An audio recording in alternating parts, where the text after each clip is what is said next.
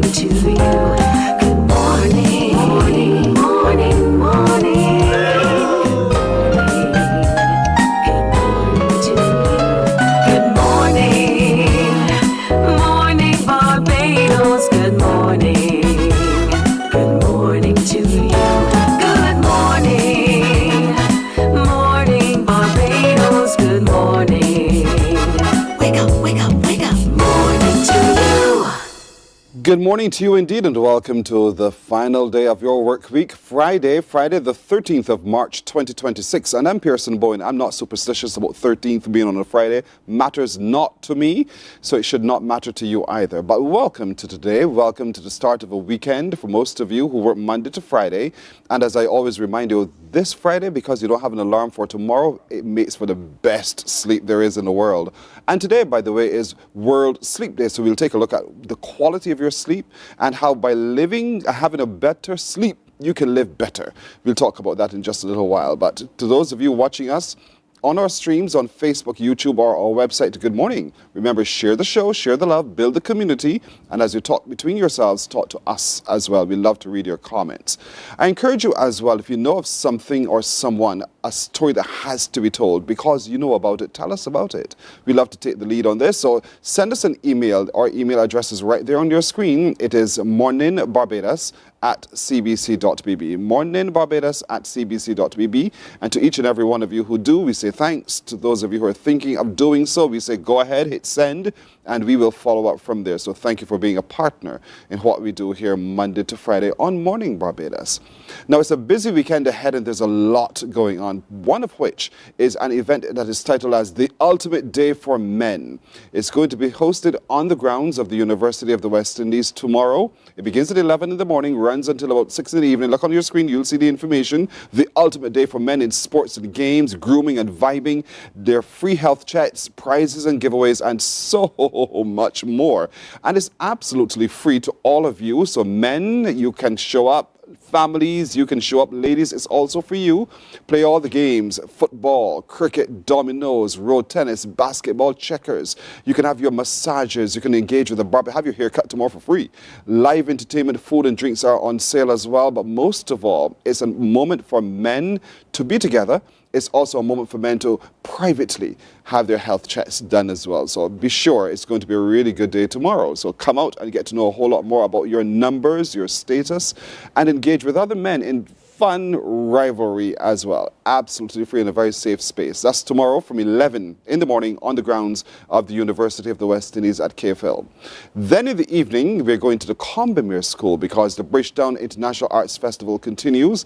And so at the Combermere School, beginning at 7 in the evening, is when the drum collective Ole Iye, got to get the name right, Ole Iye, right, it's a collective of women, just female drummers.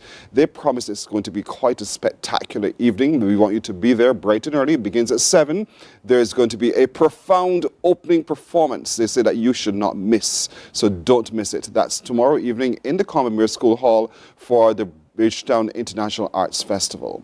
It being the 13th, we are now 1 week away from when we shall all rock our socks. Because on the 21st of March is International World Down Syndrome Day. But on the 20th, Friday the 20th, that's what we're doing. We are rocking our socks, and this is with the Barbados Down Syndrome Association with the theme Together Against Loneliness. And I want you to take the opportunity this weekend to head into either Sheraton Mall or Sky Mall because there will be tables laid out with socks for sale. And there's shirts for sale as well, by the way. And I want you not to walk on by. Look for the tables that have that covering that says Barbados Down Syndrome Association. They are the legitimate retailers of these socks. And I want you to get your socks. Be colorful in the wearing of your socks, but be multicolored in your socks as well. Don't mix, match. It's okay on Friday. And as I encourage you always, take a picture of your feet, your socks as you rock your socks, and send them to us at Mornin Barbados at cbc.bb. My little crew already is preparing for this, so we're looking forward to show you how we're also standing in support of this activity by the Barbados Down Syndrome Association. So tomorrow at Sheraton Mall from 1 in the afternoon, tomorrow at Sky Mall from 1 in the afternoon, then at Sky Mall for the rest of the next week. You have opportunity to go out and get your socks. You can also make a donation directly to the association by going to RBC Royal Bank of Canada, the account information, and you make your deposit. Every cent literally goes a long way. Remember, children and people with Down syndrome are absolutely special, and we're not giving that title because they're different. We're giving that title because they are so. They are special. They come with a warmth and an empathy that will amaze you and will draw you in immediately to them.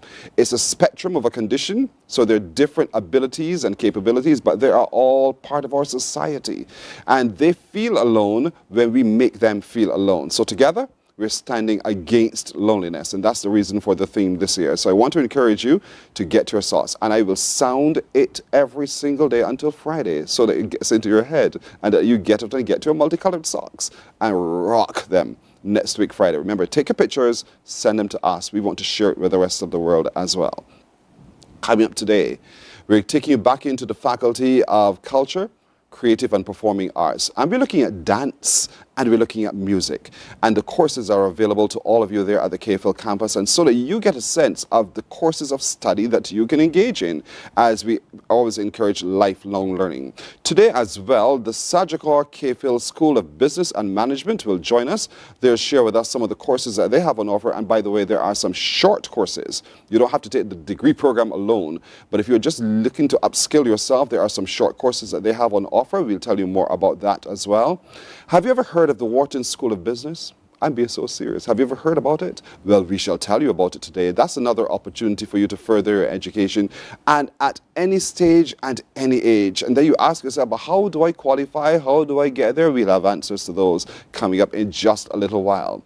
The Power in the Blood Assembly, they're engaged in an initiative to help reorient our young people. We're all concerned about the trajectory we see happening for our young people. And so as a society and now as a church, they have an organized activity that will help us to recenter our young people. We'll talk to them about that and how it will work.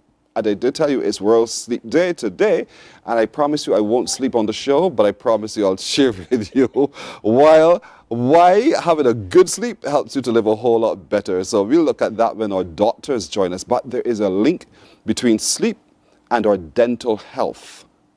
Yes, there is a link. We shall remind you of that link, and we will also show you why it's important for you to attend your dentist and how that impacts on your sleep. It's funny, isn't it? We'll talk to you a little bit more about that. And we meet an artist today, a young man who has released his first EP, and he will join us to share with us what's on that EP, and you'll get to know who he is as well. So there's a lot to get to this morning, but I want to get started by taking you abroad to the Wharton School of Business, because I'm joined this morning by Brandon Garrell, who is a graduate of the school. I want to know more from him in just a moment. He's right there. And Kayla Cage, who helps to facilitate travel to the school as well with Anwar Travel. Good morning, both of you. Good morning. Thank you for having us. You're very welcome, Brandon. I'll start with you. You're from Jamaica. I'm from You Jamaica. now live in the United States, yes. Right. But what was it about the how did you know about the Wharton School of Business, and what was it about it that encouraged you to go there? Yeah, so I grew up in Jamaica, and before coming to the United States, I was really interested in business and the financial markets. You know, you think about the Jamaica Stock Exchange, and I really found it interesting. And I came to the United States. I did my undergraduate degree in engineering, and that love for the financial market still continued. So Wharton is really known for its strong finance program, and upon graduation at the undergraduate level for my bachelor's degree in mechanical engineering, right then I knew I wanted to apply for this program, and I actually applied for the deferred admit program, where you apply right out of undergrad and then you get accepted, and then you work for 2 years and you go right into school. So it's literally at your convenience. At your convenience. And so right. you could have simply stuck with your engineering degree and carry on life, let people find you, and you do work for them and they pay you. But you wanted to formalize the business approach to what Right. you're doing. How intensive was the course of study? Well, it's a really rigorous program, and we like to consider it the best in the world. And it's really intense, and it goes into all the areas of finance that you would expect. I think it really prepares anyone to go into the business world and to create large impact. So Very rigorous program, I would say. But no regrets. No regrets, no. In terms of the variety, or the variety is not necessarily the word I want to use, but the number of other nationalities and cultures that you engaged with, is it that kind of an environment? Oh yes, very, very diverse. In Jamaica, sometimes we say it's a melting pot, and you get some of that melting pot at the Wharton School. Where is the Wharton School? It's in Philadelphia, Pennsylvania, in the northeast of the United States. Okay. Yeah. Were you in Jamaica at the time, or were you in the United States when you enrolled? I was in the United States, so it's an in-person program. But people have the opportunity to do an executive program where you go on, I think it's Friday, Saturday, and I think Sunday as well. So that's the convenience that you liked, Yeah. because it was at your pace, at your availability, and you got it done. And so you took the time to study all of this. And are you now graduated? I am still in the program. I'm wrapping up my first year, and then I have one more year after. So it's a 2-year program. Sounds as if you can't wait for it to end. So the 2-year program. And so at the end of it, what is your qualification designation that you're coming out with? Well, you graduate with a master's in business from the Wharton School. And you can go into a variety of industries. We're known for going into investment banking as a career path. Private equity is also very big. Consulting in the United States is also very big. So those 3 career paths are really good options for anyone with an MBA. But for me personally, I would really like to return back to the Caribbean, and that's the intention. Why? Why back to the Caribbean? A variety of reasons. Why not the Caribbean, I would say. And I would say to you, you'll never answer a question with a question. So why would you want to come back to what is it that you think you would be able to give to the Caribbean that you see a need for? Well, from this program, there's one thing that I really gained, the Global Immersion Program, and just exploring the Caribbean. I think one thing that I've really gained is that there's so much more we can do as a collective region in the Caribbean rather than doing things in isolation, Jamaica doing something by itself, Barbados doing something by itself. So I think unifying the Caribbean and something in the financial markets is something that I would want to do. And that's the space you want to find yourself in. But you have a degree in engineering. That's a degree So in what, engineering. right? It's finance and business that you have a greater passion for at the moment, would you say? For me, engineering provides that thought process and that problem-solving skill set that is extremely valuable in the business space. Indeed. Smart thinking, indeed. Because I'm curious to ask all the time, when you have those discussions with your parents, parents are always influencers. And so they always want to know why and why not, and you should. Those are some of the words that they often use. Have you had that discussion with your parents at all to say, you know what, engineering, fine, but I find myself more thinking in a financial kind of way? They always knew that I had a knack for finance, and it was seeded from, you have relatives in the United Kingdom, and they would send you a card with money in there. So I was introduced to the concept of foreign exchange from a very early point in life, and that really got me interested in what the capital markets look like. Okay, Kayla, what's your relationship with Wharton School of Business? Absolutely. So I'm proud to say I am a Wharton alum. So at some point I was just like Brandon in his shoes. And I'm also a newly, I guess, minted founder and CEO of my own travel or tourism business. And so I run Anwar Travel, which is focused on bringing immersive experiences and experiential learning to individuals, specifically focused on the Caribbean. And so what I've done is actually partnered with the Wharton School because I have the connections and I know people there, and we've been working together to put together the Global Immersion Program, which Brandon mentioned, to bring individuals to the Caribbean, specifically Barbados. And this year, actually, we included Grenada. So really excited about the partnership and where it's going. The school has been really pleased with the program, and so I'm happy to see how it's evolving over time. So you move the people through your business. Exactly. But your foray into what you're doing came about as a consequence of your business studies, or did you know you wanted to do travel but wanted to formalize your business studies? It's a funny question. In 2020, when I was graduating, I decided, why not take a bunch of my friends to Barbados just to have some fun? That's literally how it started. Yes. let's just go out, hang out by the beach, get on a catamaran, go to Mount Gay. And at the time, it was just because, I knew everyone loved travel, and a big part of the MBA or the business, school program is traveling. They really want to go out and explore the world. And so when I brought people here in 2020, it was purely for fun. And then it evolved over time into something much more purposeful, I would say. And so now my focus is on not just the sun and the sea, but what else can, small island nations provide as far as, giving understanding around the unique ideas, the people, the businesses, the economy, all the unique, amazing things that are happening here in the region. I want to bring that to light for individuals and for business professionals, because at the end of the day, there's so much investment opportunity here in the Caribbean, especially in Barbados. And I wanted to showcase that to the world. And so I'm glad that Brandon has been able to come here, because I think it gave him a little bit of inspiration or aspiration on what he can do in the Caribbean when he goes back to Jamaica. But that's really what my business is about, and that's kind of what I'm really most excited about. It sounds to me as though the school really re-engineers one's thinking and one's view of business, how business is done, and to apply that then to real-life environments. Yes. You in travel, Brandon using his engineering degree to engineer different ways and responses as well. What happens at the school? Why is the school so well known for producing people like yourselves?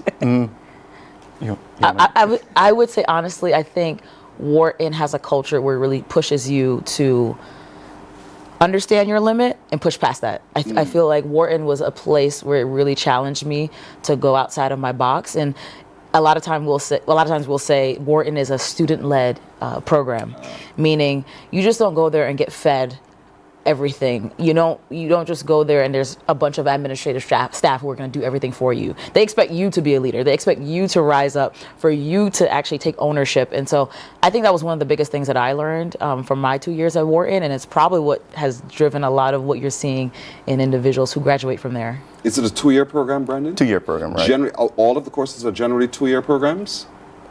You don't know. You just know what you know. In terms of enrollment, what did it require you to have or to hold to be able to be accepted? Right. So you would have to do a bachelor's degree. You would have to take an exam. Well, multiple exams that you can take, but either the GMAT or GRE. You would have your letter of recommendations, your essays, and I believe that's it. In terms of, are you funded, self-funded, or are there scholarship opportunities and the like? There are scholarship opportunities dependent on merit, I believe. But for myself, I was sponsored by the company that I used to work for. Yeah. And it's as simple as that, right, Kayla? You look for the opportunities for funding, and you grab those opportunities, you find your funding, and you get it done, because you really want to make a difference. You want to have meaning in life.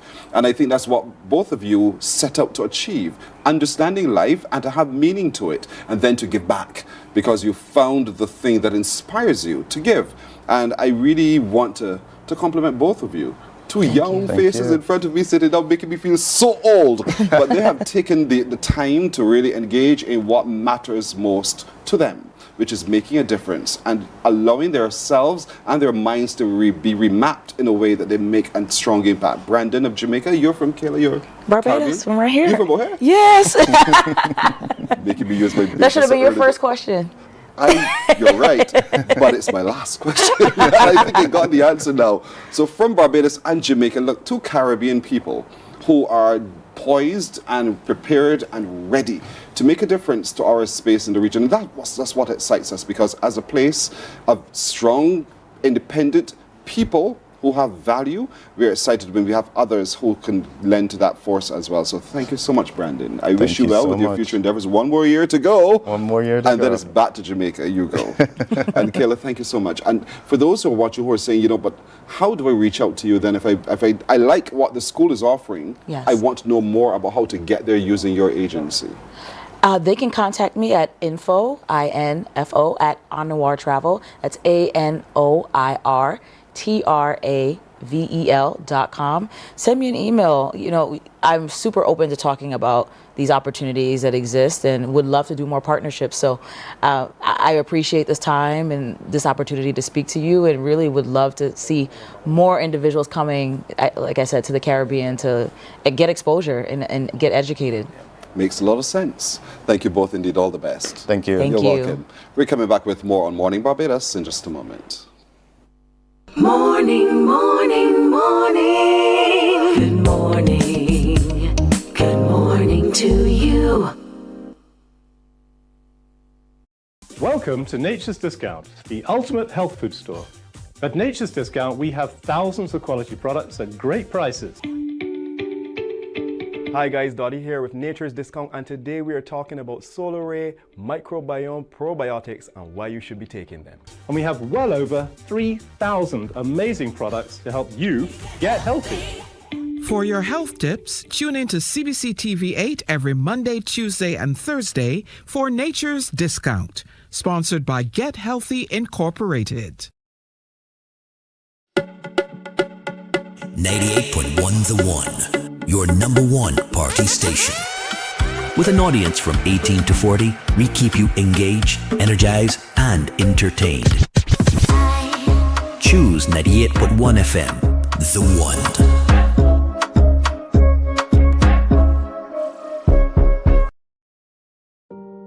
Hey there, it's Mahalia. I want to share something that might be really helpful. If you're feeling anxious, overwhelmed, depressed, or lonely and have no one to talk to, call Lifeline Barbados. We all face struggles at times in our lives. You're not alone. There's no need to feel ashamed or embarrassed. It's okay to reach out for support. Lifeline Barbados is completely confidential. No one else will know you called. They're there to offer a caring ear and guidance without judgment. And fellas, I want you to know asking for help is a true sign of strength. It takes real courage to reach out. You can also call Lifeline Barbados if you're worried about loved ones who are struggling and you need advice on how to support them. There's a saying, a problem shared is a problem halved, but not everyone has someone they can confide in. That's why Lifeline Barbados exists, to be there for you or someone you care about during tough times. Save this number. Lifeline Barbados is just a call away. Remember, you can reach out whenever you need to talk. Books open your heart, your mind, and your soul. They are educational, entertaining, inspiring, and motivating. Are you an author of a recent book you want to share? Then Mornin Barbados would love to feature your book in our The Next Chapter segment. Send us an email to Mornin Barbados. Morning, morning, morning. Good morning. Good morning to you. Hey, Power in the Blood family, looking forward to seeing you this weekend. I think it's an amazing move and a shift to launch an academy that will definitely result in the empowerment of lives, but also to really launch people into their destinies. I'll tell you why this is a power move. Today we have an issue where I call overchoice, spiritual overchoice. We have so much access to so much knowledge that people are heading in all different directions as relates to filling the mind with what they believe they need to know. That creates a setting for what I call deception. Why? Because now to find the truth in the midst of all of this knowledge is a lot of noise. God's will is really what calms all of the noise down and gives you the choice that really works out for your future. And this academy is going to stop all the noise, where you have focused feeding of your faith, focus empowerment into your destiny, focus training and equipping in the areas of gifting where you can discover, develop, and deploy these gifts and build a life that God really wants for you. Jeremiah 29:11 says, I know the plan I have for you. What's that plan? Let's get to that plan and let's build to what God has already designed for you. So I'm all about it. I'm looking forward to launch an amazing academy with you. I'm flying in on Friday morning. I'm going to be with you for the entire weekend. Don't see me there, beat me there. God bless you. Looking forward to seeing you, Barbados. Beat him there. That's going to be the main speaker in this weekend's launch of the Kingdom Academy with the Power and the Blood Assembly. And so joining us this morning to get a little bit more about this academy and why it was formed in the first place, not just about the noise and finding the quiet alone, but we're joined by Deacon Hurtado Mitchell and Sister Aria Peters of the Power and the Blood Assembly. Good morning, both of you. Good morning. Pearson. Background. Hurtado, I'll start with you. Why do you think that the Power of the Blood needed to launch this particular academy? I believe that this has been a weight, a burden that the Lord laid on our bishop's heart, Dr. Eric Peters, a call to young people rather. And out of this burden, and especially since over the past 2 to 3 years, we realize that crime and violence has increased, but exponentially amongst the youth in Barbados at various ages, especially the younger ones between 18 to about 25 who are committing serious crimes, right? It pushed him even further to push this program. And as a church community, the church business community, everybody came together and decided that this is something that the Lord is moving our bishop to, and we should all take part and participate in this. It's a youth academy area, and so you're targeting what demographic?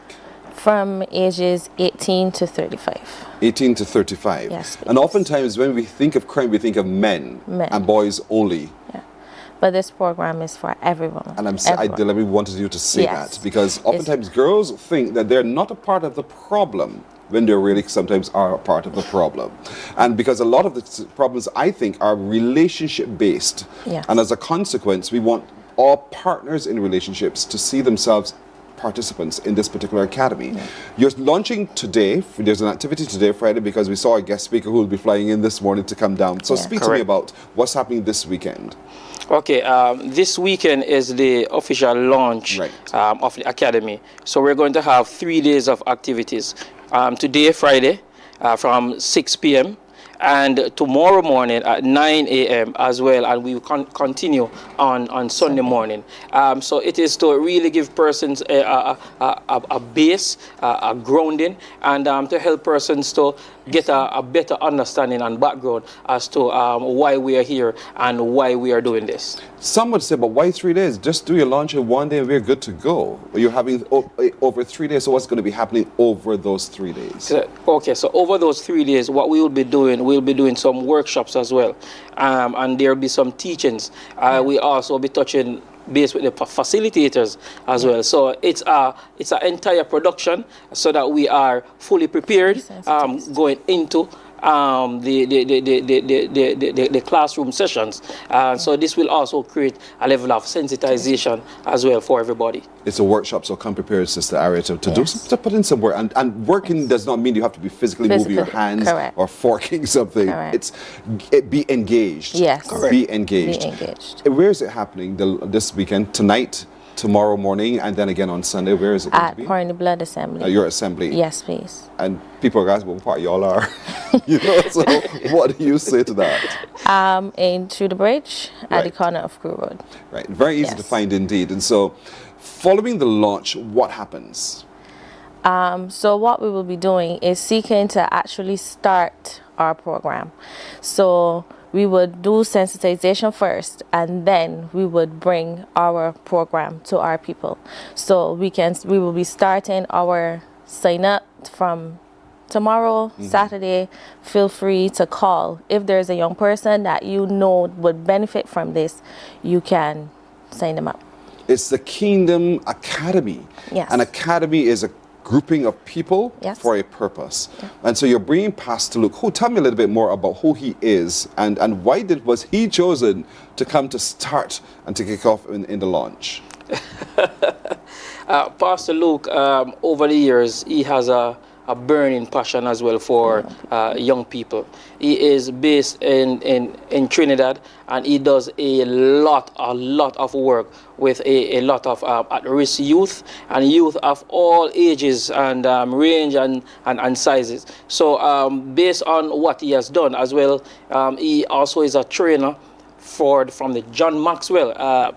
He's Maxwell trained. Right, he's Maxwell trained as well. So the bishop, in looking at everything, was led to use Pastor Luke because of his grounding and his ministry with youth in Trinidad and Tobago. And beyond. And beyond. And beyond as well. And I know he's lending his services to in the formation of the Kingdom Academy, and we want you to be there. Oftentimes when we hear these things happening by a church, we think it's for church people alone, Sister Aria.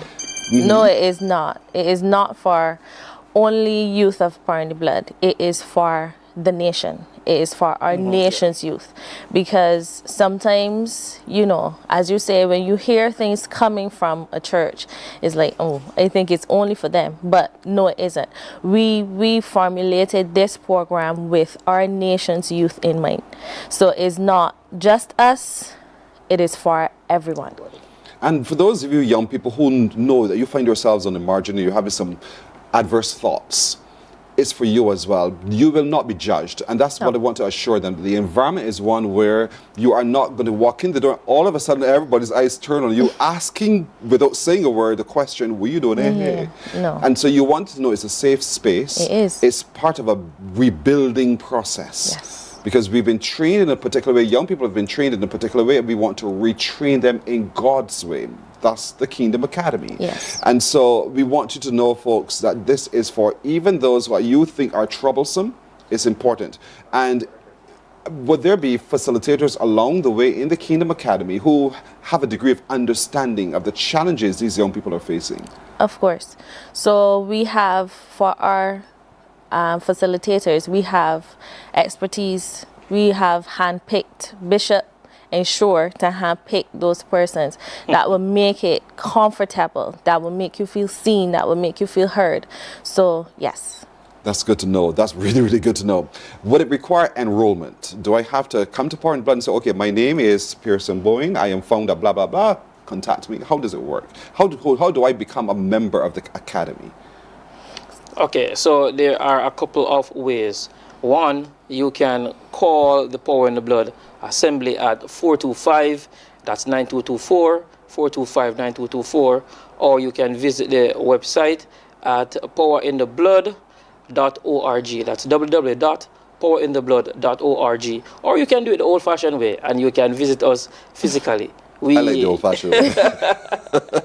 we welcome you. Mm-hmm. So that's during the week from 8:30 Monday to Friday to 4:30, as well as you can come on a Sunday morning as well. Easy so. And so is there cost to enrollment or is it free?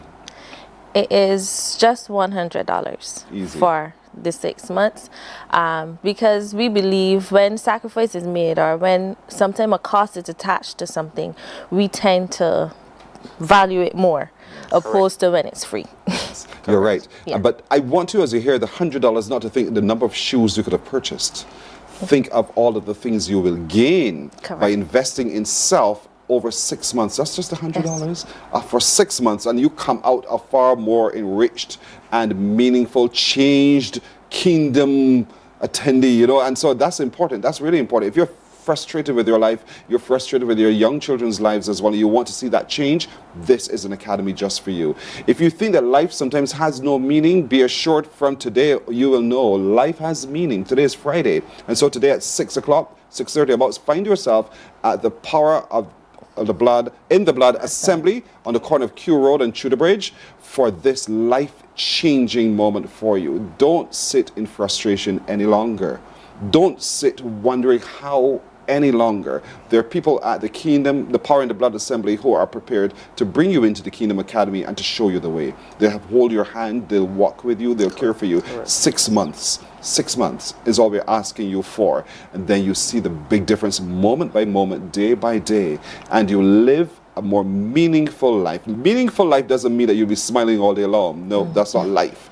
But that you will find impact. You will find purpose. You will find reason for. And so we want you to join the Academy, the Kingdom Academy, but show up this weekend. Friday tonight, 6:30.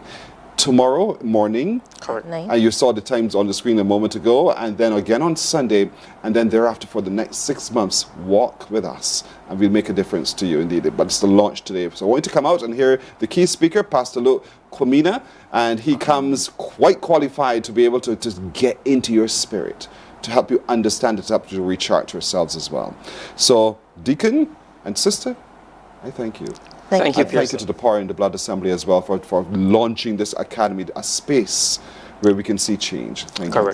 Thank you. You're very welcome. We're coming back with more in just a moment. Morning, morning, morning. Good morning. Good morning to you. Books open inspiring your heart, your mind, and your soul. They are educational, entertaining, inspiring, and motivating. Are you an author of a recent book you want to share? Then Mornin Barbados would love to feature your book in our The Next Chapter segment. Send us an email to morninbarbados@cbc.bb. That's morning without the G. Come and let us turn those pages together.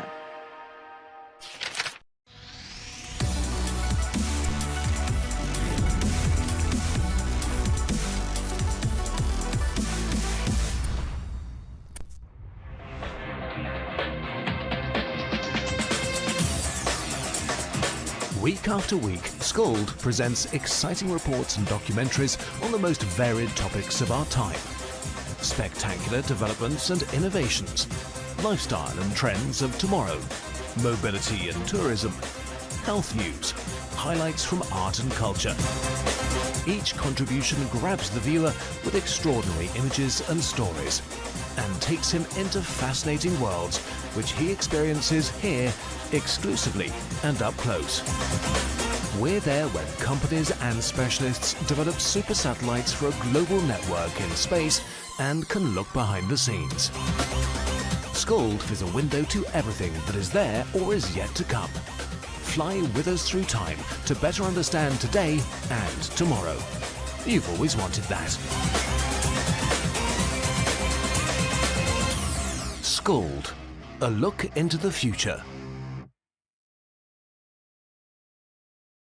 Our world today is not the world God wants it to be.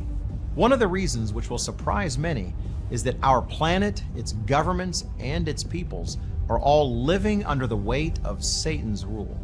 From the beginning of mankind's existence to today, human history is the written record of what it means to live under the rule of the devil. Yet that rule is coming to an end. And what a difference that will make. Every Sunday at 9 a.m. on CBC TV 8, tune in for Tomorrow's World, sponsored by the Living Church of God. Some ask, what makes Barbados so special? We at Mornin Barbados say it's you, our exceptional youth. You are talented, resilient, and inspirational. You are the epitome of the Barbadian spirit, testing the boundaries of your creativity. If you are an entrepreneur, artist, baker, designer, author, or have done anything you think should be highlighted, email us at Morning, morning, morning. Good morning. Good morning to you. We're 22 minutes now to go to 7 o'clock as we continue this open week at the KFL campus, exploring the great work being done in the Faculty of Culture, Creative and Performing Arts. And so today we focus more on dance and music and the formality to education, the theory and the practical and how it's done, and then the relevance of study there as well. In dance, we're joined by the one and only Aisha Kamashong, whose name as a choreographer, as a dancer is so renowned. And with her, as you see on your screen right now, the other one, Mr. Stefan Walcott, who is into music, lecturers in music and dance. Good morning, both of you. Good morning. All right. Aisha, we played just a of some bad music a moment ago, and what happened? You just started to move. You can't help it. We're Caribbean people, and we are dancing nations. As much as music flows through the region, so does dance. When we hear music, we have to move. And so that's what happens in the Faculty of Culture, Creative and Performing Arts, where we understand ourselves and we understand why naturally the rhythm gets us, or we get the rhythm, whichever we choose to do so. And so, because it's what we do as a way of life all the time, we take it for granted. But there is a language to dance. There's a formality to dance, and there is in all of that language, we have to understand the rudiments of that language as well. So talk to me about, as a lecturer in dance, when one signs up for the Creative and Performing Arts in dance, what it is that we're doing?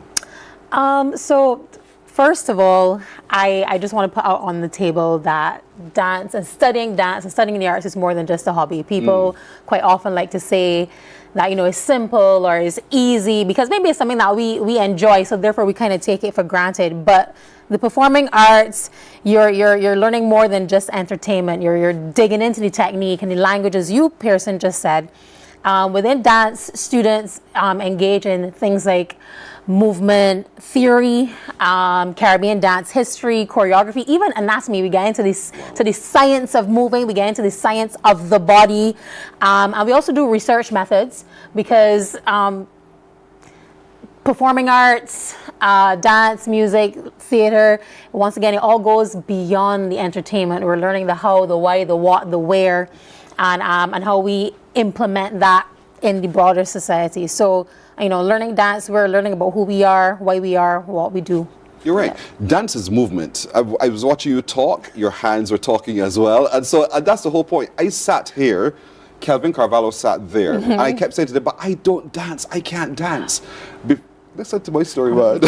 Before the show was done, I said, but Pearson, you were dancing. Yes. You were doing this open, whatever, plie. Is that a term? Yes, it is. Yeah. And I wasn't even worried. I was speaking with my hands in that kind of Well, expressive you're right way now all giving the us while. a port-de-bras. That is the word. That is the Carriage word. of the arms. Port-de-bras. Yeah. Port-de-bras, that's the term. And so a lot of times, a lot of us think we can't, we don't. And then we're not realizing all the while that we have been doing. Yes. It's now to understand all of that. Yes. And that's why the program in dance roots us in that understanding. But it's sometimes one of those things that opens up our minds in such a creative way. And I'm saying that as a person in what I do, that we have to start thinking so differently and it's so quickly. It opens up our mind and builds a muscle that helps us to be able to understand the messenger that we're talking to, and to appreciate greatest the method, the message that they're sharing. Right. And dance helps us with that. Yes. So I'm right. Absolutely. To get into your dance program, though, what do I need to come with as a student who says, I like dance, I see them hopping around, I'm a parent, I see them hopping around the house all the time, trying different things. You need a dance class. So what do we need to do now? There's a relatively simple audition process. You're taken through your paces, a warm-up, a sequence, a phrase, but then those who come to audition, you're actually asked to bring a 1-minute audition piece that demonstrates you at your best, shows your finest, and then we have a quick, simple interview about your goals and how we can help you achieve them, how we can get you where you want to go. It's as simple as that. As simple as that. And then the stage is yours, so to speak. Basically. You just do it. But the formal class, how are formal classes structured? Formal classes, like any other university program. So you have your practical classes throughout the day, but we also have our dance theory classes. The cool thing, I think, call it cool, is that over in our faculty, we get to dabble in a bit of everything. So you're not just engaging in the art side of things, but you are also taking courses on main campus that supplement your artistic research or your artistic practice or any other kind of creative endeavor that you're interested in. For example, we have students who get into digital marketing, cultural studies, so on and so forth. So the day is very similar to any other university day, except not only are we flexing the mind, but we're working the body. Yeah. And for communicators like ourselves, dance is a form of communication as well, as well as music. And sometimes we have to be able to understand that basic reality so that we begin to appreciate what it is that we're engaging with as a course of study. So Stefan, where you sit, we tend to think, you know what, I can sing, I can play, I can do all of these things. Granny loves it. Why do I have to come and study it? Well, first thing, Pearson, that was a brilliant segue there. You are really professional. Or you between the music and that, so fantastic. To get into the program, obviously, is at a level now where we expect students to be prepared for the professional environment. So the standards to get in are quite, or demand a level of theoretical knowledge, a level of technical proficiency on whatever instrument you come in on. And the music program is geared towards trying to cover as many bases as possible. We recognize we're in a very tiny country, in a very tiny economy, with a university that has a lot of stress and strain placed on it economically. So we try to cover as many bases as possible to enable our students coming in at that high technical and professional level to be able to go on into the whatever field of music they want to, or even if they do not choose to go in what we teach as a whole, to at least be aware that those type of jobs are in that musical environment globally now.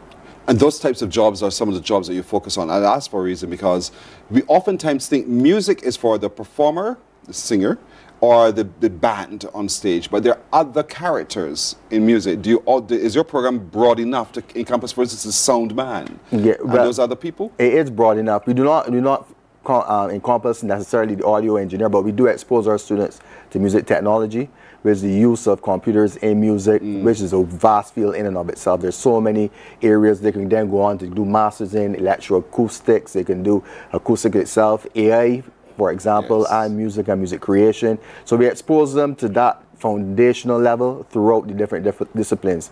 You mentioned performance, but we also go into composition. We're really big on that because IP is how we're hoping to at least generate some sort of interest, income within our tiny economy. So we try to emphasize on our students that they need to create. We find there's a real deficiency in that, the confidence to create and the confidence to present your creations in public in Barbados. So we try to encourage our students to do that and recognize those benefits. As well, we do conducting. We also expose them to steel pan. So all of them leaving must be proficient because that's a major educational tool, not only in Barbados, but regionally and globally as well too. Everyone loves steel pan because the ability of a learner to present a musical product is a short window in comparison with some other instruments.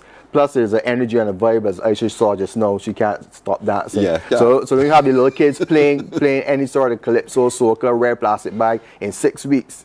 We need to have our students prepared to enter into those educational environments. We operate in a little space known as the Caribbean. You're the University of the West Indies, and so oftentimes it's part of it is re-engineering the mind as well, to see yourself big enough to have a big effect. And so are the musicians who enroll in your program, are they prepared to start thinking beyond the 166 square miles to start with, or just this region's archipelago? Are they prepared to do so, or are you preparing them to do so? Well, musicians come into our program already prepared to do so. We have a Vincentian student who's been touring. We have, similarly before, St. Lucian student as well too. We have a producer in our program. He's very, very shy, very, very introverted, but he's doing some work globally now.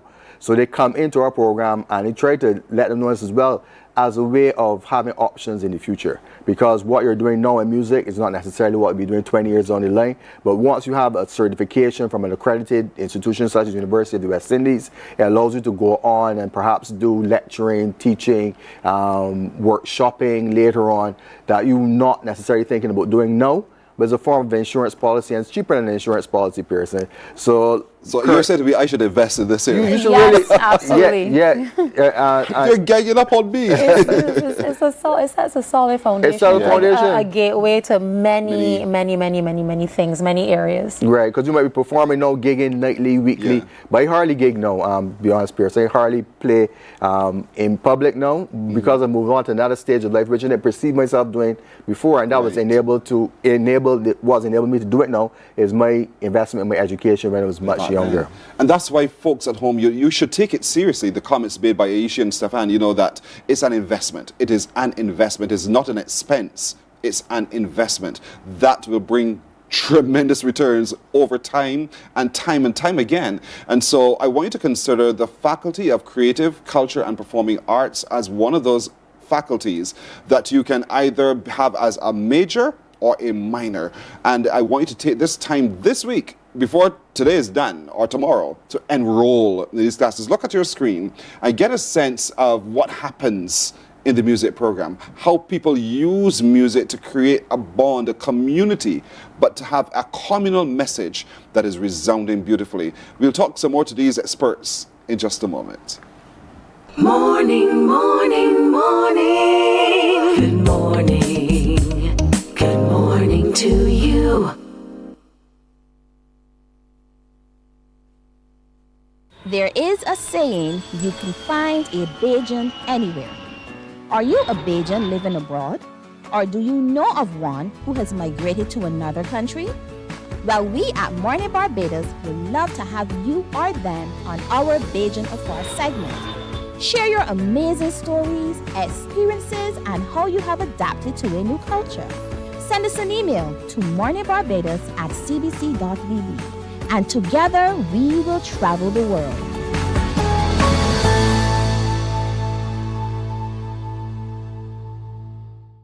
Lord, will not give you a job. God will not call you to do something and then not give you the capacity to have it, to make it happen. He will give you the resources, he'll give you the people. Not only will he equip you with ideas, but he will equip you with favor, as he did Nehemiah. Turn on the latest episode of Infinite Possibilities, only on CBC TV8, every Sunday at 1:30 p.m., sponsored by Covenant Life Teaching Center. Welcome to Nature. Good morning. Good morning. Good morning to you. We're talking to the lecturer in dance, Aisha Kamashong. We're talking to the lecturer in music, Stefan Walcott. And I'm telling you, when you sign up to be in the Faculty of Culture, Creative and Performing Arts, you go home every day with a smile. You go home every day with a bounce and a reason for the next day. And that is why the culture of what we have in the Caribbean needs to be taken a whole lot more seriously. Stefan spoke to it indeed. He spoke about how the future could be for you simply by taking a course of study in what you're passionate about. And that passion sometimes we don't even realize because we don't take the time for just a moment to quantify who we are and to understand whose we are as well. And so that's why you need to enter the Faculty of Culture, Creative and Performing Arts. And I think, Aisha, that's what it's about, because dance not just has a message, but dance has a foundation. And you find yourself doing, for instance, we look at Walk Up and we have a different response to it. But when we see an African do it, it's a different reaction. And that's the history. And that's the history that to we're connecting understand. to. Yeah. And so talk to me a little bit about that theoretical side of it, so that it goes beyond just understanding the technique alone, but understanding where it came from. Okay, certainly. So I definitely want to point out that we have, I want to say, a rigorously theoretical program as well. We have courses such as movement theory and analysis, dance composition, Africana performance theory, Caribbean studies, and dance. And so in our faculty, we're not just honing performers, as Stefan spoke about. We are really looking to churn out the next dance scholars, creative scholars, cultural scholars, arts administrators. So we're really trying to set that solid foundation so that the students, speaking to the future, they can step into any role that they want to. Compare who we are and compare ourselves with the bigger neighbors to the north for a moment. I'm asking to do that deliberately because we have to stop thinking small. In terms of crafting those students who are part of the administration of the arts, talk to me about what you wish the Caribbean really should get serious about. In dance? In dance. I would love to see a pan-Caribbean dance company. I certainly think that we have the talent. I think we have the creativity. I think we have a resource that people constantly and consistently tap into and take. A lot of culture vulturing happens, and we don't quite get the recognition or the opportunities that we deserve. And I think if we were to tap into that pan-Caribbean dance, a pan-Caribbean identity that reflects all of us, we're already a force to reckon with individually, but we would be a real serious force to reckon with globally, in the contemporary dance world and in the traditional folk idiom dance world. Long may it happen. It shall happen very, very soon. I hope so. You have just put it out there. Words have value here.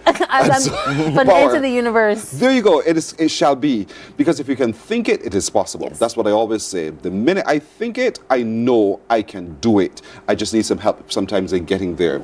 And so from where you sit, Stefan, in terms of music, again, the comparison, the smallness versus the bigness, and how small we are can be also quite big. Talk to me about what you would want the Caribbean generally to be able to have so that we leverage what we have. Well, the story of Caribbean dance and music is similar. Music has had the greatest success, I believe, among the different arts in terms of global recognition and penetration. We had artists 50, 60 years now because of our access and proximity to the US market. We have had Caribbean music and traditions which have done well commercially. Like even if it may not be the authentic representation, as early as Harry Belafonte, and then we have much later Bob Marley, reggae, dancehall, shabba in the 1990s. In terms of the modern global environment, reggaeton is just based in Caribbean dancehall, Panama, Puerto Rico. That music is killing it. Bad Bunny is now one of the biggest artists globally. So in terms of commercial success, there's not really much you can ask for a small region comparatively when you consider the global population and how much impact Caribbean music has had. There's little we can ask for globally. What we can ask for is a wider spread maybe of working artists in different medium. So that's the popular music side. So we also have the more artistic guys and maybe more commercial success with them, as well too as large scale productions, more in the line of the musicals that have a lot of royalty, have a lot of IP built in. The success of those coming indigenously from the region is something we'd like to see some more. Maybe more pan education throughout a more organized pan education system, a more organized music system. I'm currently working on a music assessment board with 2 colleagues from UB that does it similar to Royal School. So we want to have more of that intellectual control and intellectual success outside of the popular music, guys. And I'm glad you went there, because I wanted to go next to this theory behind who we are and our sound, and whether that is a course that's offered at the University of the West Indies in the faculty in which you are. Because just the other day you launched the book to Jackie Opal. And we look at sometimes in this generation still and think, oh, nonsense. But that nonsense had a saleable value back then, and it still has a saleable value today. It's still relevant. And so in terms of the theory moments that are happening in schools, do you spend enough time studying those exponents of the craft who have created new beats, new sounds, who've done some phenomenal work? Is that also done? Yeah, that is done. We do an introduction to critical listening course, which is elective, where anyone from the university can come and join. Those classes are usually well subscribed. And the more in-depth level now, we go into what Caribbean popular music is. Composing in Caribbean music, which I taught yesterday.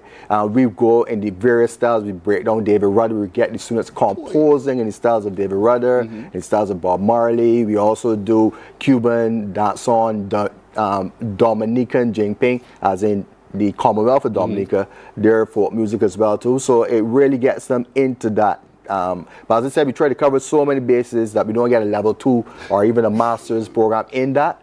But yeah, we do try to cover and have that breadth of knowledge and serious study of our own music, where we add a level of value and respect to what we have done and what we currently do in the Caribbean. What are the entry qualifications for music? The qualifications are you need to have an associate degree or equivalent to be able to perform technically or have enough theoretical knowledge at that level. To get your interview, then you have to do the same interview process as in dance. But it's basically a conversation, and where you get to see what the person's into and what's possible, and then they explain what the program is, and they let me know if that's something they really want to do and want to continue pursuing. So just liking is not enough? Not liking is not enough. It's a start, though. It's a good start indeed. Perhaps you need to start a little bit earlier at the community college and make your way through that if that is necessary. we have a relationship with community college where they get some exemptions off as well too. So they are currently with us. We are based in the Mutual Building, the old Mutual Building, the Doddridge Miller Building in Bridgetown. So the music program is in the heart of Bridgetown, and BCC are currently with us until their building is finished as well too. So there's a lot of music that's happening down there currently. This is tremendous, and it excites you in dance as well, right, Aisha? Absolutely. I mean, look at all the dance companies that are popping up and coming up, and I hope that in time that they send their dancers to be formalized in the art form through the dance program at the faculty as well. And is that happening though? Yeah, definitely. And we've had, though we're fledgling faculty and a small faculty, I think we have lots to be proud of with the quality of graduates that are leaving and where they're going. For example, one of our dance graduates is on Broadway. Another is working in the Ministry of Culture in her home country.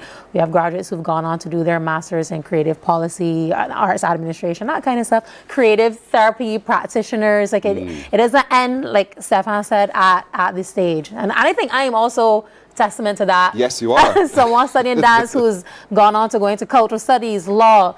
My area now too is IP. I'm very interested in intellectual property law and choreography and music. So the opportunities are limitless. Well said, both of you. Thank you, Aisha. Thank you so much, Stefan. The possibilities are endless, but you need to take that step today by going to the website of the University of the West Indies, into the Faculty of Culture, Creative and Performing Arts, and fill in the application form. Take the enrollment, and then you see your future happen just before your eyes, in your lifetime, in your moment. And there are many reasons why you should choose KPhil, because it is us. And it's us doing us, indeed, and formalizing what we do, indeed. I want to encourage you today to take quite seriously the next stage of your education. Thank you again. Thank you. Thank you. You're very welcome. We'll take a break here on Morning Barbados. We're coming back in just a moment. Morning, morning, morning. Good morning. Good morning to you. Welcome to Nature's Discount, the ultimate health food store. At Nature's Discount, we have thousands of quality products at great prices.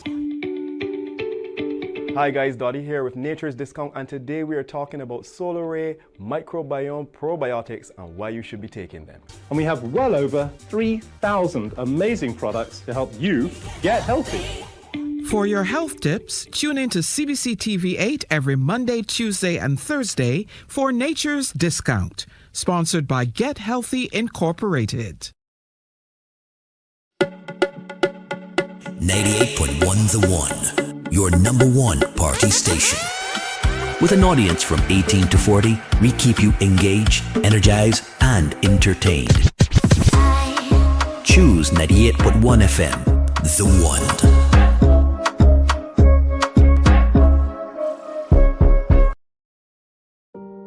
Hey there, it's Mahalia. I want to share something that might be really helpful. If you're feeling anxious, overwhelmed, depressed, or lonely, and have no one to talk to, call Lifeline Barbados. We all face struggles at times in our lives. You're not alone. There's no need to feel ashamed or embarrassed. It's okay to reach out for support. Lifeline Barbados is completely confidential. No one else will know you called. They're there to offer a caring ear and guidance without judgment.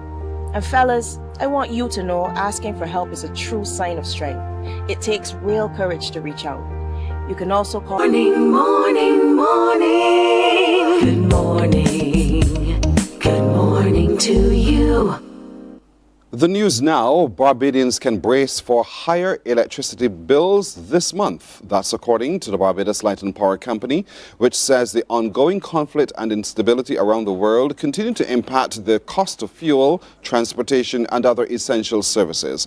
The company says these global pressures are now being felt in Barbados. Here's a report from Anesta Henry. The BLMP says movements in international oil prices affect the cost of fuel purchase during the month, and the customers will start to see this impact in the Fuel Clause Adjustment FCA during March. The FCA has increased from 28.9949 cents per kilowatt hour in February to 35.8256 cents per kilowatt hour in March. The March FCA was calculated using a West Texas intermediate price of US $75 per barrel at the time it was set. For an average household using 250 kilowatt hours of electricity, this represents an estimated increase of about $70 on this month's bill. According to the statement, the FCA is not a new charge. It is a standard component of the electricity bills and represents a direct pass-through of the actual cost of fuel used to generate electricity with no markup added by Light and Power. In Barbados, 80% of electricity is generated using fuel purchased on the international market. As a result, changes in global oil prices are reflected in the fuel portion of electricity bills. In recent weeks, the price of West Texas Intermediate WTI crude oil increased from US $64 per barrel last month to significantly higher levels earlier this week before falling back to around US $87 per barrel. Vice President of Operations at Light and Power, Johan Graves, notes that the company understands that many households and businesses are already managing higher costs, and any change in electricity bills adds to that pressure. However, he says the company remains committed to tracking global conditions closely and communicating with customers as early and as clearly as possible so they can plan and make informed decisions during this period. And in the near term, the company is advising customers to reduce the impact these global pressures have on their monthly bills by making small practical changes in electricity use, particularly in relation to high-use appliances. Anesta Henry, CBC News. The Ministry of Health and Wellness is investigating reports of illegal dumping of feces in Christchurch community of Spencer's Court. According to Chief Medical Officer Dr. the Most Honorable Kenneth George, the matter came to their attention following reports circulating in traditional and social media. He said the ministry can take action when offensive or hazardous materials are improperly disposed. The Ministry of Health and Wellness welcomes the public bringing such matters to our attention.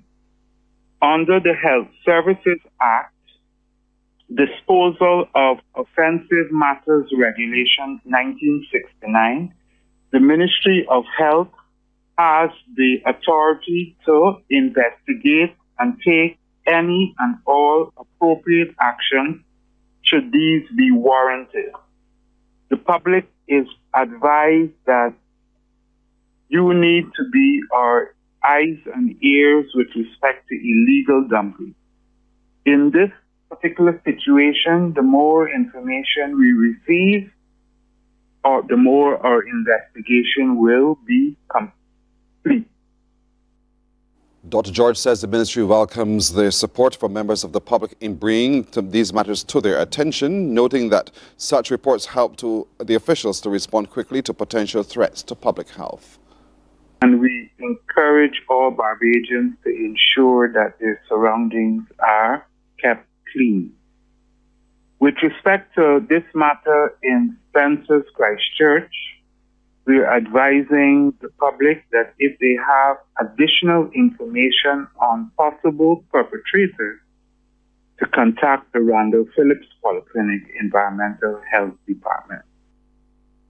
And the Ministry of Agriculture, Food and Nutritional Security is warning the public that this matter of illegal dumping is currently being investigated by the BADMC in collaboration with the Barbados Water Authority and the Ministry of Health and Environment. In a statement, the ministry notes that the BADMC has made efforts to eliminate the smell by covering the area with material using equipment deployed from its Ferry Valley location. The matter has also been reported to the Barbados Police Service for review and action. Equity Insurance Company Limited is appealing the Financial Services Commission's decision to revoke its license and ban it from writing any new business. Yesterday, the Financial Services Commission's Appeals Tribunal met for the first time with the attorneys for Equity Insurance Company and the Financial Services Commission. It took place at the arbitration room at the Simmons Legal and Judicial Complex. During the close to 1 hour-long proceedings, Chairman of the Tribunal, Justice Christopher Blackman, outlined the guidelines and structure for the benefit of the parties on how things will work for the appeal. Our decisions today then, documentation from FSC in 2 weeks, response by April 14th, and we review where we are on 30th of April. Yes, Mr. So that, and this is all to a purpose of achieving a hearing date in late May or early June, if we get to that point. Well, the decision to revoke the license follows the finding of a report submitted to the FSC by restructuring expert Craig Wharton. Mr. Wharton, who was appointed in 2025 by the financial watchdog, confirmed an initial assessment by the FSC that Equity committed serious breaches of domestic insurance laws and regulations and international best practices. Late last year, the close to 3 decades-old Lower Collamorac business filed a 205-page claim in court for a judicial review of the Commission's actions, and yesterday the FSC turned up the pressure on Equity Insurance another notch by going to the High Court to get the court's approval to put the insurance company out of business. During that meeting, the FSC attorney asked for the appeal case against the revocation of the license to be halted until the matter in the High Court is decided on. However, Justice Blackman and his panel declined that request.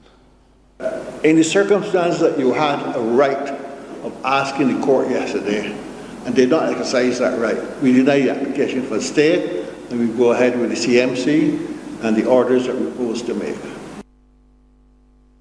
Meanwhile, the president of the General Insurance Association of Barbados, Andrea Wharton, is advising all policyholders of Equity Insurance Company Limited to make immediate steps to secure alternative insurance coverage. According to the Financial Services Commission's frequently asked questions published on its website, policies issued or renewed prior to December 31st, 2025 remain technically in force and claims may be submitted as usual. However, the FSC also notes that while claims will be adjudicated, there is no guarantee they will be paid in full until the court determines how funds from Equity's dissolution are distributed.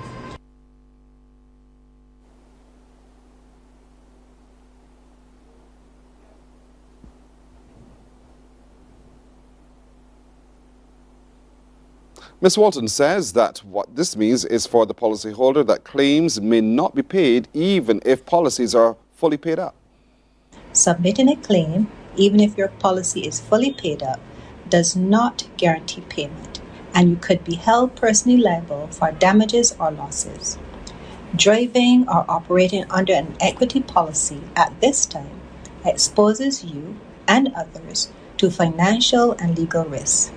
The JAB urges all policyholders to act now to ensure that they are properly protected and to avoid unnecessary financial and legal exposure. Well, this year's knapsack finals are today at the Usain Bolt complex, and Mark Goodrich Boyce now sets a preview. Primary schools athletic supremacy will be up for grabs tomorrow at the Usain Bolt Sports Complex. The finals of the National Primary Schools Athletics Championships, NAPSAT, will take center stage from 10 a.m. with the opening ceremony. Following that, 60 schools will go after the coveted titles. Good Shepherd and West Terrace are the defending champions in the girls and boys respectively, and they will be aiming to retain their crowns, but are expected to face competition from Eden Lodge Primary and Christchurch Girls. There will be several athletes to look out for, including Skylar Small and Shadari Walcott in the Under-9 division. But all eyes will be on the Under-13 boys 100-meter showdown, featuring Nathan Phillips of Blackman and Gollop and Sharon's Khalid Bryan. Apart from the action on the track and in the field, NAPSAT chairman Janelle Denny says plans are going well for the big day. Preparations for the final day have been going smoothly. The advancers list was released on Sunday to ensure the schools organize themselves. The meet has been seeded and our technical department and other key areas are fully engaged. Ticket sales have been steady and we have brought in additional tentage to ensure comfort for hopefully an expected increase in spectators. The Open Girls 600 meter will be the first event on the track. Anmar Goodrich Boyce, CBC Sports. Thanks, Amar. Of course, today's final of Knapsack will be seen live right here on TV8. That's a look at news and sports. We'll take a break here. We're coming back in a moment. Morning, morning, morning. Good morning. Good morning to you.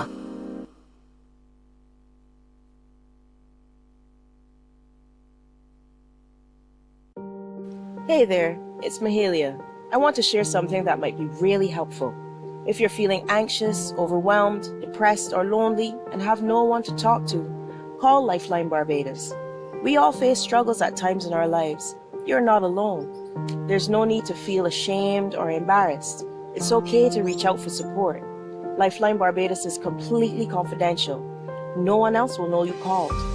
They're there to offer a caring ear and guidance without judgment. And fellas, I want you to know asking for help is a true sign of strength. It takes real courage to reach out. You can also call Lifeline Barbados if you're worried about loved ones who are struggling and you need advice on how to support them. There's a saying, a problem shared is a problem halved, but not everyone has someone they can confide in. That's why Lifeline Barbados exists, to be there for you or someone you care about during tough times. Save this number. Lifeline Barbados is just a call away. Remember, you can reach out whenever you need to talk. Books open your heart, your mind, and your soul. They are educational, entertaining, inspiring, and motivating. Are you an author of a recent book you want to share? Then Mornin Barbados would love to feature your book in our The Next Chapter segment. Send us an email to morninbarbados@cbc.bb. That's morning without the G. Come and let us turn those pages together.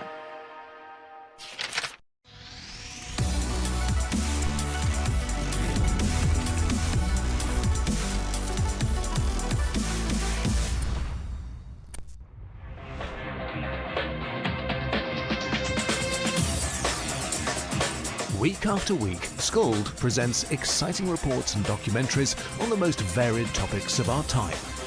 Spectacular developments and innovations, lifestyle and trends of tomorrow, mobility and tourism, health news, highlights from art and culture.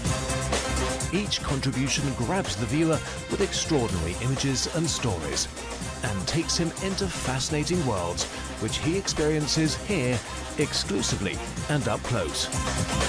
We're there when companies and specialists develop super satellites for a global network in space and can look behind the scenes.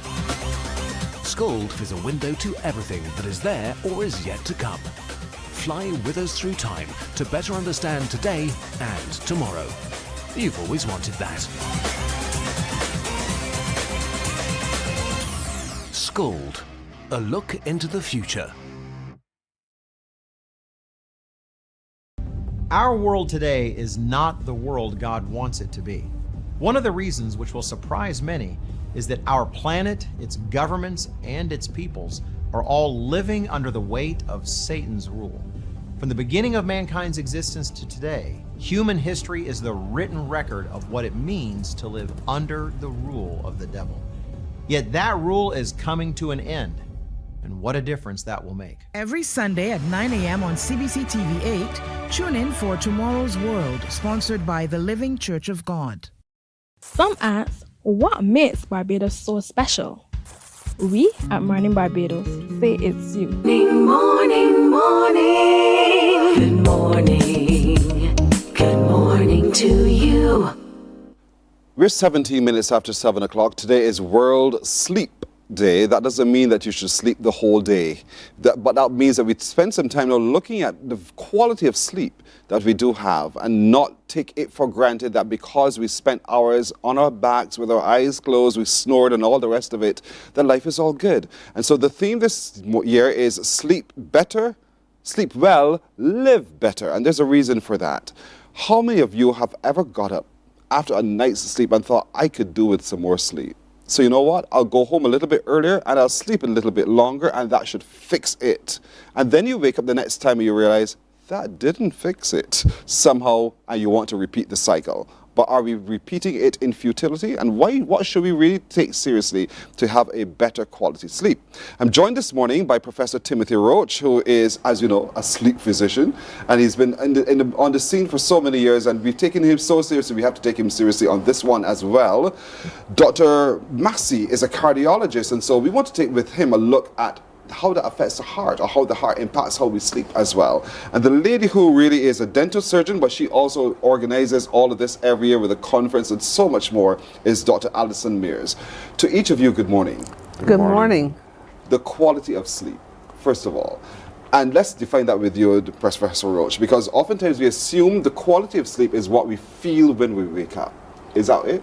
Well, we're a very bad judge of the quality of sleep, basically, because nearly everybody relates quality of sleep to length of sleep. You know, and that is just not necessarily the parameter that one should be judging it by, because you may be sleeping for 8 hours every morning, and as you said, you wake up feeling exhausted and tired and as if you need more sleep. But what is happening is that you are never getting into the deep or restorative phases of sleep because something is preventing you from getting into that deep sleep stage. And well, the commonest of the disorders that will prevent that is, of course, obstructive sleep apnea, which is that condition where you have intermittent pauses in your breathing because of your upper airway anatomy and your enlarged tongue and oral cavity produce obstructions to the air getting into your lung, and consequently that means that no oxygen is getting into your lung, no oxygen is getting into your blood, and therefore your body is being deprived of oxygen. And of course, as Dr. Massey will explain, your heart is also being deprived of oxygen, and your heart generally doesn't like that. You know, and so I mean, and sleep deprivation is basically rampant. You know, I mean, whatever community you look at, with our modern lifestyle, we just aren't getting enough sleep. I mean, if you look at American school children, you know, American adolescents, 3 out of 4 of them are not getting enough sleep. And I mean, we don't have figures for Barbados, but our lifestyles are very similar, as you know, to America and to Canada and all of the developed countries. And also, it's a matter that the population needs to shift its attitude from, you know, I only need 3 hours sleep, and I'm going to use this time, extra time, to be so productive and to do so well. When in fact, if they actually had another 5 hours sleep, they would be much better off, because they would be far more productive and far more trouble. And they wouldn't be falling asleep on the computer, or they wouldn't be falling asleep driving to work or all that sort of thing. A lot of times we work ourselves to exhaustion, hoping that when we put our heads on our pillows that we should go to sleep until we are well ready to get up again. But then we still wake up feeling miserable. Still wake up feeling as if I need to do more.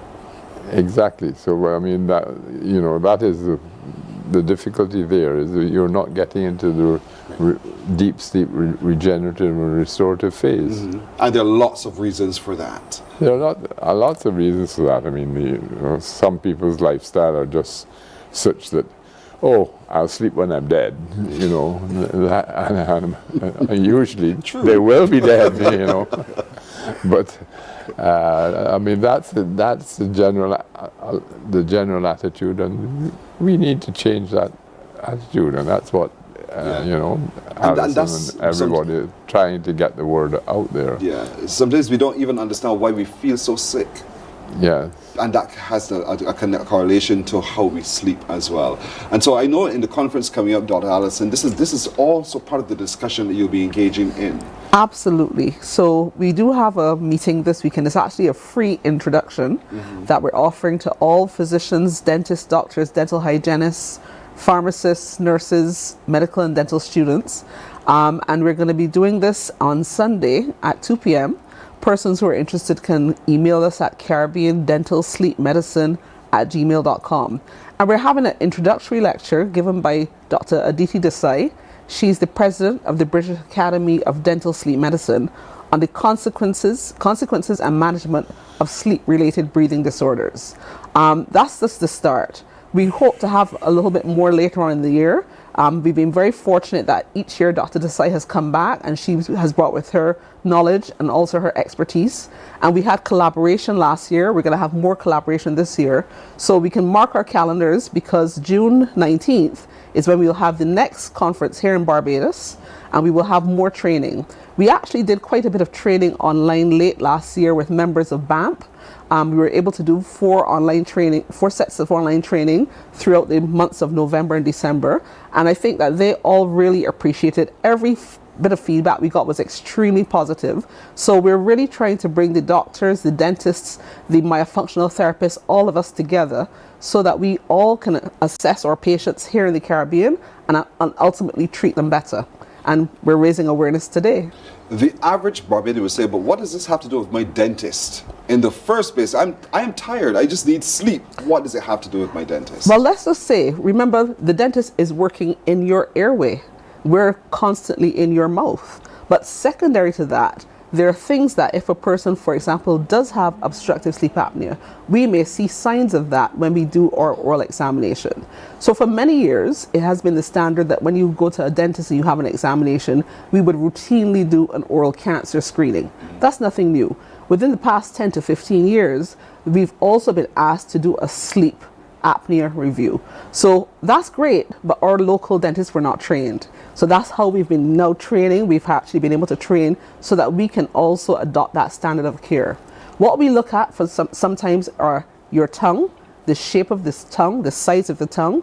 Sometimes we will notice that the tongue has what we call a scalloped margin, which may be indicative of sleep apnea.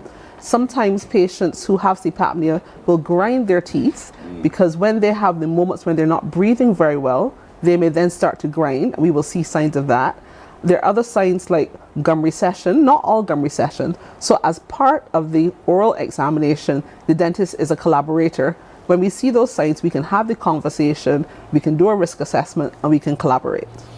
The patient, does the patient opt in for that, or is that a normal part of the process? Well, as I said, the standard of care now is that if it is that you're doing an oral examination of a patient, you should include that assessment in the, so therefore it should be part of what you have when you have your mouth checked. The reason I ask is because the patient will say, but I didn't want to know that. Why are you telling me this? I came to you for cleaning, I came to you for an extraction, whatever. Well, suddenly you're telling me I have another problem. To be fair, it wouldn't necessarily be done during a cleaning, but if you're having the examination, then during the examination we check for cavities, we check for gum disease, we check for oral cancer, and we check for that as well.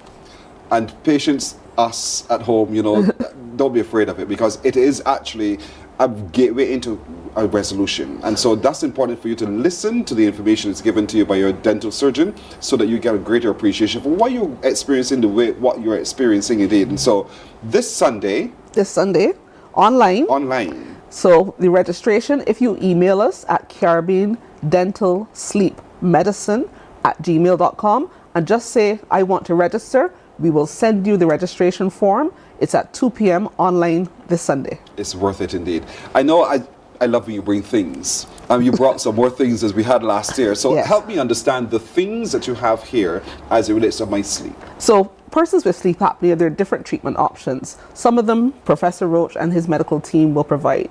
But for some persons, for varying reasons, they may be better suited to having an oral appliance. And these are just 4 examples of different brands of oral appliance. It's kind of like if you want a running shoe, for some people you might have one brand that works better than another. So all of these appliances work on the same concept in that they're holding onto the upper and lower arches and they're pulling the lower jaw forward to varying degrees. And by so doing, when we pull the jaw forward, we also pull the tongue forward. And that helps to open the airway and prevent the periods where you're stopping breathing. It's not a one-size-fits-all, and it doesn't work for everyone. And that's where the case-by-case assessment by the dentists who are trained, and then they would advise on which one might work best for you, if you're suitable. The person with an overbite. Yes. Thumb sucking that would have caused it, for instance.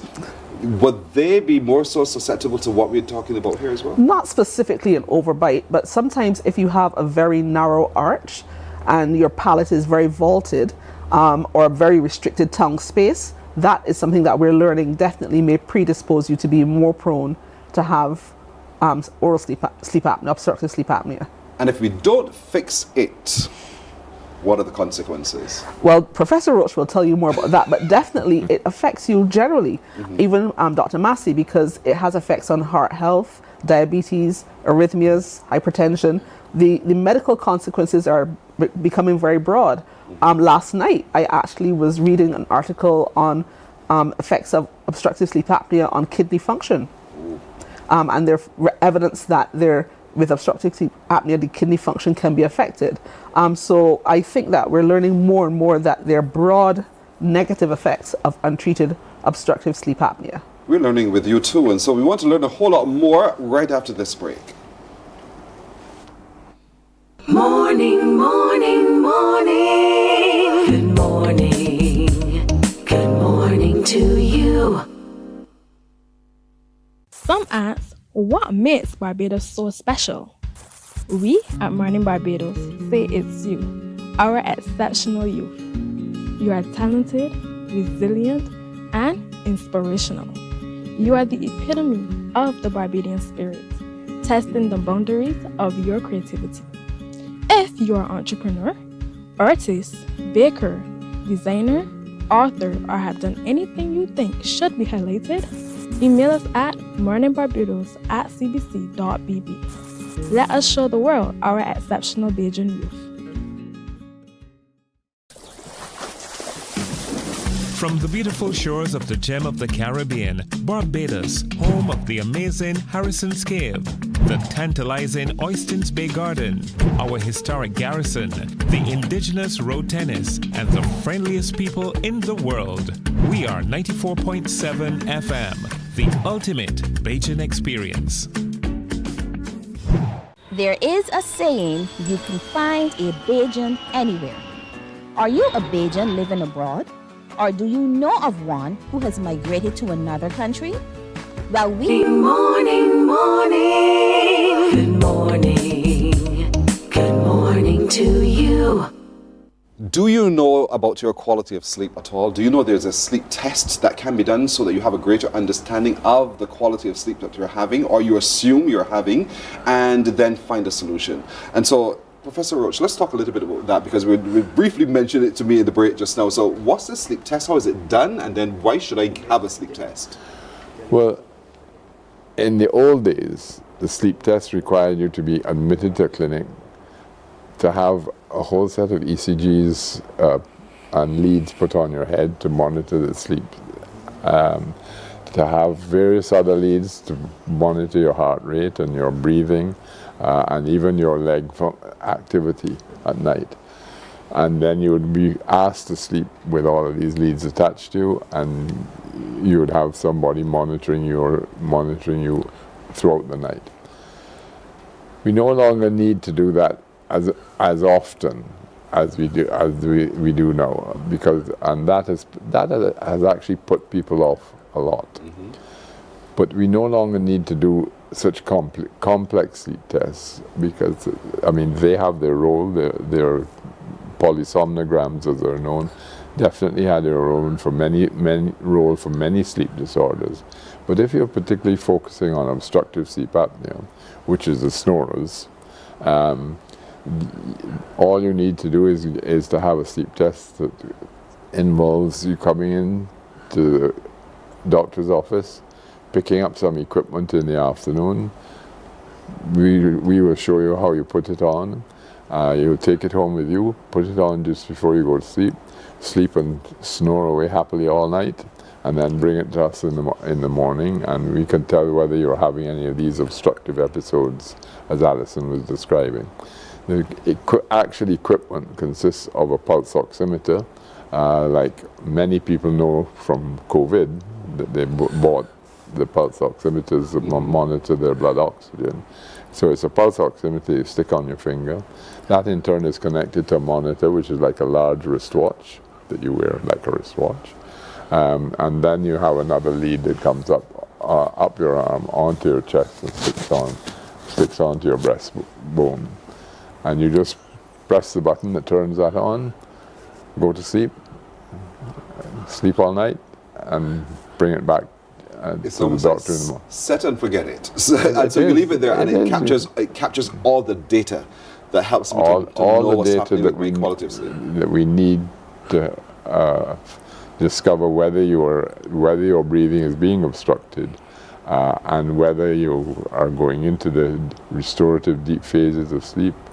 It captures an awful lot of data, really, 9 parameters of data that you need to make the diagnosis of obstructive sleep apnea. And that data leads to not just a diagnosis, but a response, a solution. That's the whole point. There are solutions available. Dr. Massey, when we have this sleep problem, it impacts the heart. This airway problem. Talk to me about what you see and what kinds of impact on our heart function are you seeing? Well, as Professor Roach said earlier, if you could imagine that for the entire night your heart is deprived of oxygen, it's not going to function. I got into sleep apnea with respect to cardiology by looking at hypertension, monitoring patients over 24 hours. And you have an abnormal pattern in which the blood pressure rises at night. That's the abnormal pattern you refer to as a non-dipper. And invariably, a lot of patients with that non-dipper pattern end up having sleep apnea. You see? Now, in actual fact, you should have each specialist in medicine on this chair, because it not only affects the heart, people with epilepsy, it affects the nervous system. I got into it through people with uncontrolled hypertension. You're taking the medication and you can't, it just doesn't come down. And also difficult to control diabetes. So what happens when the heart is deprived of oxygen, it then malfunctions at every aspect of the heart. It malfunctions at the electrical aspect, and you present to the doctor with an abnormal rhythm, palpitations, and then a bad condition called atrial fibrillation, which increases your mortality. It presents with heart failure, the mechanical function, the heart doesn't pump anymore. So it affects every micro aspect of the heart. And worse yet, what we found is people get treatment, expensive medical treatment to treat cardiac arrhythmias, and the arrhythmias still come back. Then they found out that a significant percentage of people like this actually have sleep apnea. You treat the sleep apnea, you give the heart back the oxygen at night, and hey presto, it's all sorted. Some people have had pacemakers put in when they really didn't need them. Yeah, because it's proven the heart is stopping for 5 seconds, 4 seconds at night. You need the pacemaker or you're going to die in your sleep. But when you check it, that pattern of the heart not beating coincides with a severe period of obstruction. You treat the sleep apnea and they don't really need the pacemaker. So it is a very ubiquitous, all-encompassing illness that needs to be tended to.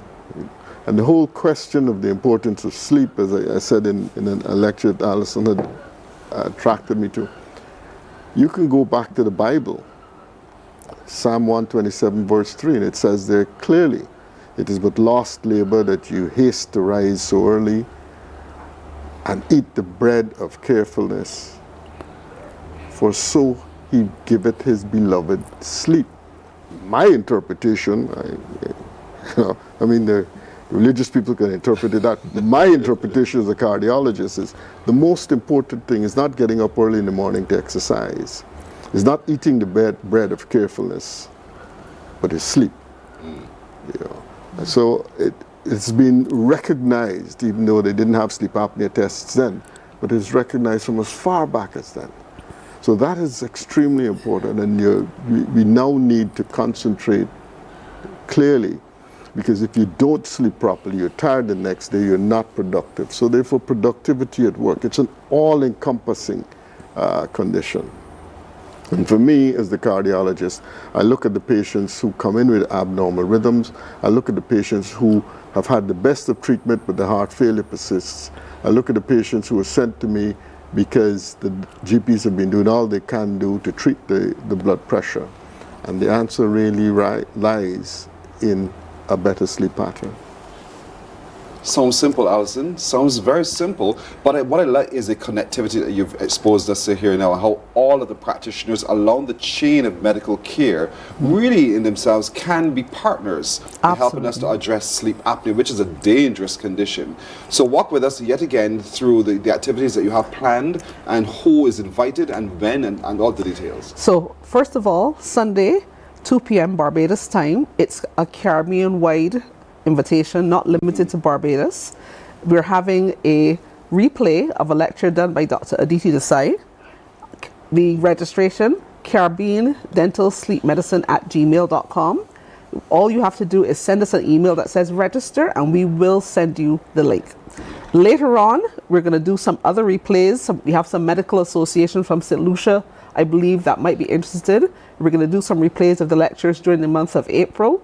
But we're also having a face-to-face conference here in Barbados, June 19th, where we're going to have Dr. Desai back from the UK, along with other colleagues that are going to be able to share a lot more on how we can work together.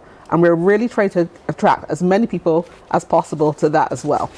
And so it's important that for those of you in the medical facilities, in the medical fields, that you do register to be a part of this. It's very, very critical. But you have a very critical role to play in helping us identify and then recommend, if necessary, the different treatment options available. And so that's important. And so the quality of sleep, we can't underscore it enough.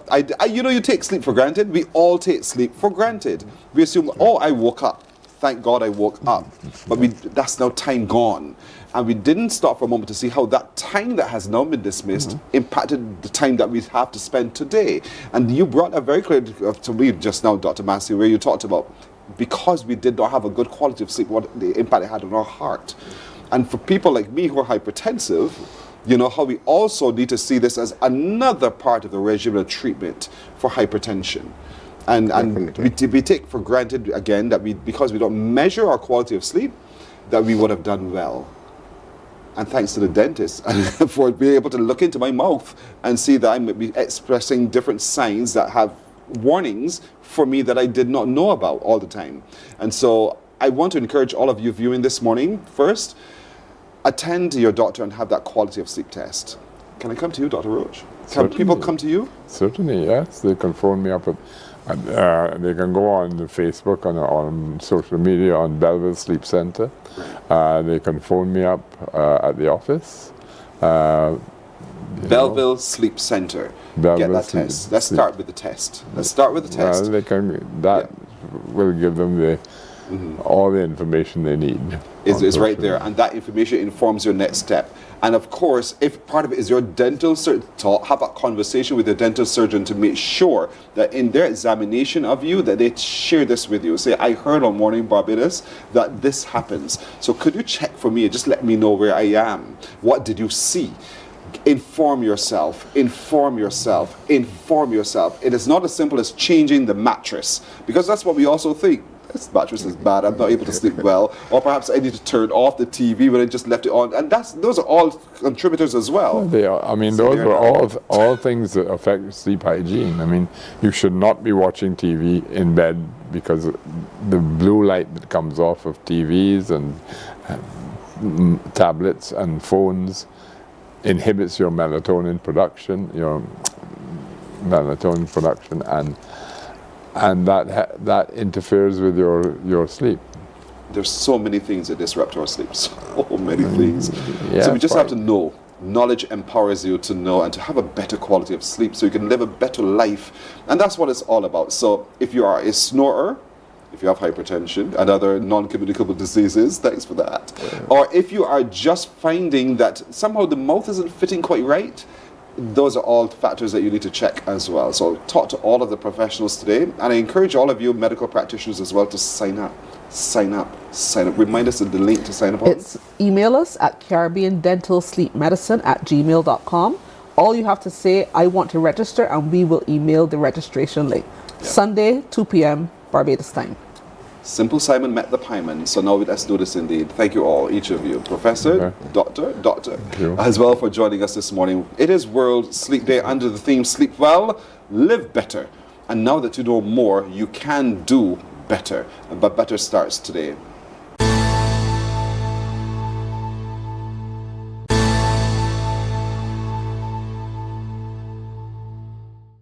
God will not give you a job.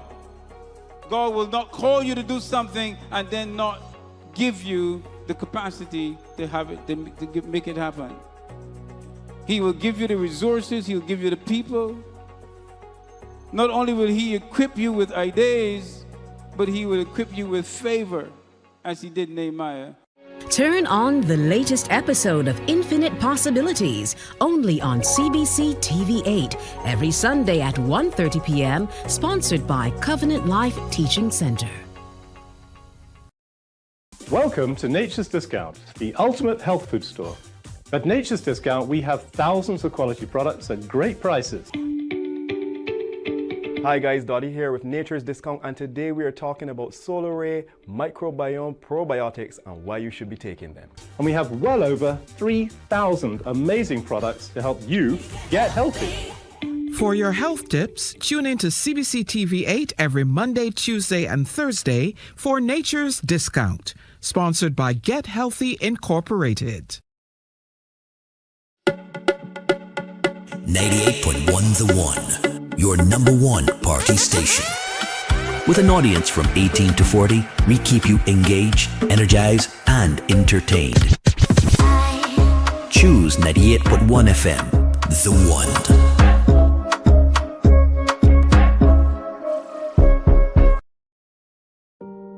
Hey there, it's Mahalia. I want to share something that might be really helpful. If you're feeling anxious, overwhelmed, depressed, or lonely and have no one to talk to, call Lifeline Barbados. We all face struggles at times in our lives. You're not alone. There's no need to feel ashamed or embarrassed. It's okay to reach out for support. Lifeline Barbados is completely confidential. No one else will know you called. They're there to offer a caring ear and guidance without judgment. And fellas, I want you to know asking for help is a true sign of strength. It takes real courage to reach out. You can also call Lifeline Barbados if you're worried about loved ones who are struggling and you need advice on how to support them. There's a saying, a problem shared is a problem halved, but not everyone has someone they can confide in. That's why Lifeline Barbados exists, to be there for you or someone you care about during tough times. Save this number. Lifeline Barbados is just a call away. Remember, you can reach out whenever you need to talk. Books open your heart, your mind, and your soul. They are educational, entertaining, inspiring, and motivating. Are you an author of a recent book you want to share? Then Mornin Barbados would love to feature your book in our The Next Chapter segment. Send us an email to morninbarbados.